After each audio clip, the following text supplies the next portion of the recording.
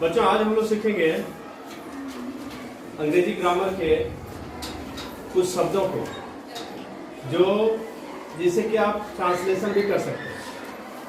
ऐसा न केवल आपके ग्रामर को मजबूती मिलेगी बल्कि आपके बोलने की भी क्षमता जो है उसमें विकास होगा।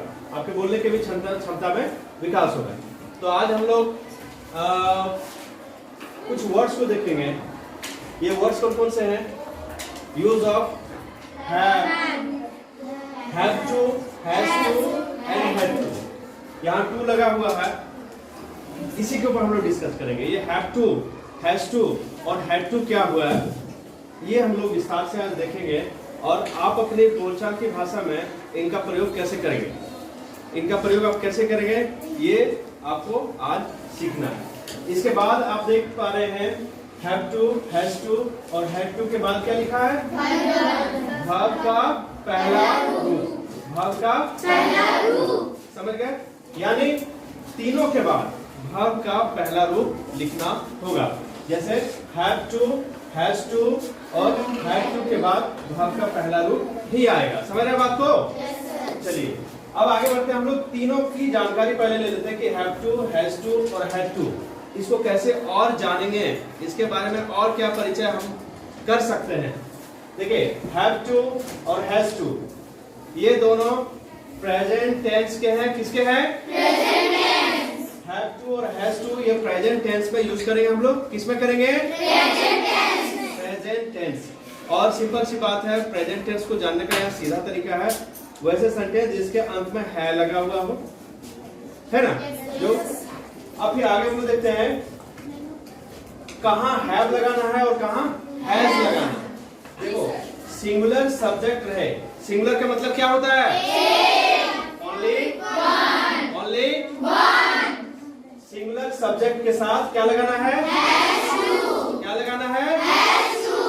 और प्लूरल सब्जेक्ट, प्लूरल का क्या मतलब होता है? More than one. More than one यानी एक से अधिक। तो प्लूरल सब्जेक्ट के साथ क्या लगाना है? Have to. चलिए फिर आगे हम लोग देखते हैं हैड टू। हैड टू जो है ये पास्ट टेंस के हैं। किसके हैं? Past tense. इसके पहचानने का सिंपल और सबसे आसान है ये इसकी पहचान कि जैसे सेंटेंस के लास्ट में, वाक्य के अंत में आपको था मिलेगा, थे मिलेगा, थी मिलेगा। ये सारे जो है पहचान के जो संकेत है वो लगे रहते हैं। अब देखिए हैड टू में क्या करना है? सब्जेक्ट चाहे सिंगुलर हो मतलब एक हो या सब्जेक्ट चाहे प्लूरल हो मतलब मोर देन वन जो एक से अधिक हो, सबके साथ क्या लगाना है? क्या लगाना है? समझ गए बात को? yes, sir. यहाँ तक आपने परिचय ले लिया हैव टू, हैज टू और हैड टू का। ठीक है? To have verb.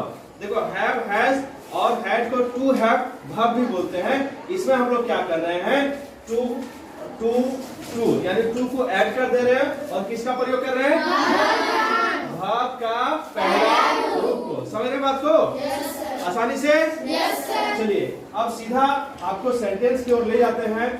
आप सेंटेंस को बनाएंगे, सब्जेक्ट पहचानेंगे कि वो सिंगुलर है अथवा प्लूरल है और उसके साथ have, has, have to, has to या हैड टू का प्रयोग करना है। और भाई एक चीज और समझ लो कि देखो सेंटेंस को पहचानने का सिंपल तरीका है।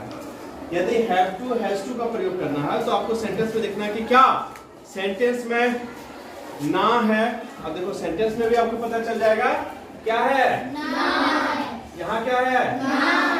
समझ जाएंगे कि ये प्रेजेंट टेंस के हैं। या पढ़ता है या पढ़ती है या पढ़ते हैं। जैसे मुझे पढ़ना पड़ता है, मुझे पढ़ाना पड़ता है। देखो वाक्य के अंत में क्या आ रहा है? तो पढ़ता है, पढ़ती है आ रहा है ना? yes, या ना है भी आ सकता है। जैसे मुझे पढ़ाना है, तुमको पढ़ना है। क्या आ रहा है लास्ट में? ना है, नी है ना? ना और नी, नानी है। समझ गए ना? तो प्रेजेंट टेंस के ये हो गए पढ़ता है, पढ़ती है, पढ़ते हैं या फिर ना है, नी है, ये सभी आएंगे। समझ गए? अब देखिए पास्ट टेंस को पहचानने का सिंपल तरीका है कि वाक्य के अंत में आपको पढ़ता था क्या मिलेगा? पढ़ता था, पढ़ती थी, पढ़ते थे, या ना था, नी समझ गए ना? मुझे पढ़ाना था, ना था या तुमको पढ़ना पड़ता था। सीधा सा मतलब है यदि है रहे तो प्रेजेंट टेंस और था थे थी रहे तो ये पास्ट टेंस। समझ गए बात को? अब चलिए सेंटेंस को की ओर हम सेंटेंस को बनाएंगे, इसको ट्रांसलेट करेंगे। इससे क्या होगा ना, आपके जो स्पीकिंग पावर है वो बढ़ेगा, आपके इंग्लिश ग्रामर जो है उसमें मजबूती आएगी। बहुत सारे छोटे छोटे चीज को हम लोग सीखेंगे, डिस्कस करेंगे, ये बहुत फायदेमंद आपके लिए होने वाला। चलिए यहाँ सब्जेक्ट क्या हो जाएगा तुमको का? अब ये बताइए यू के साथ सबसे पहले ये बता दो कि ये सेंटेंस कौन से टेंस का है? फिर से दोहराएंगे। गुड। क्यों? क्योंकि है लगा हुआ है, आपको पहचान भी बताया कि ना है। जब प्रेजेंट टेंस के हैं तो क्या क्या प्रयोग करना है? या तो है या तो यू के साथ क्या लगेगा? हैव। क्या लगेगा? गुड। Have to. अब देखिए यहाँ क्या करना प्रयोग आपको? तो भाव इसमें क्या है? क्रिया क्या है? पढ़ना क्रिया है तो क्या हो जाएगा? कोई दिक्कत? कोई परेशानी? कोई झंझट? इजी है ना? चलिए आगे बढ़ते हैं। यहाँ सब्जेक्ट क्या हो जाएगा? श्याम सब्जेक्ट हो जाएगा। अब श्याम के साथ क्या लगेगा? हैव लगेगा।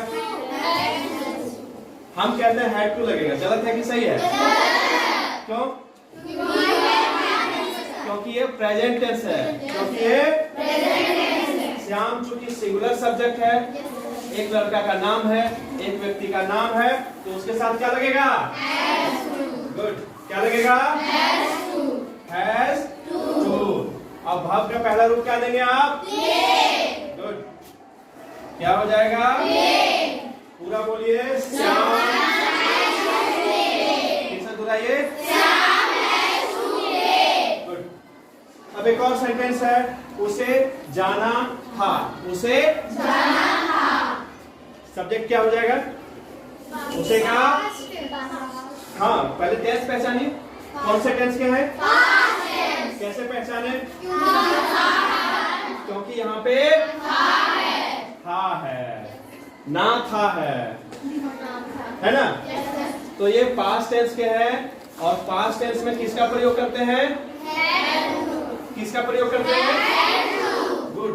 हैड टू का प्रयोग करते हैं। तो सब्जेक्ट यहाँ क्या हो जाएगा? उसे का ही। क्या हो जाएगा? अब ही के साथ क्या लगेगा? चलिए ही के साथ लग जाएगा हैड टू।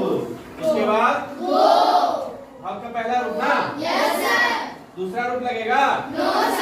कौन रूप लगेगा? चलिए 3 सेंटेंस आपने कंप्लीट किया। तुमको पढ़ना है, you have to read. Shyam को खेलना है, श्याम हैज टू प्ले। उसे जाना था, he had to go।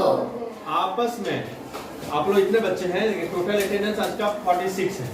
आपस में आप लोग डिस्कस करिए ये प्रेजेंट टेंस और पास्ट टेंस यानी हैव टू, हैज टू और हैड टू का प्रयोग करिए, आपस में डिस्कस करिए। इस तरह के सेंटेंस एक दूसरे से बोलिए, आपके झिझक भी खत्म होंगे, आपके ग्रामर भी स्ट्रांग होगी, मजबूत होगी। ठीक है, चलिए यहाँ तक में किसी को कोई दिक्कत? कोई परेशानी? कोई झंझट?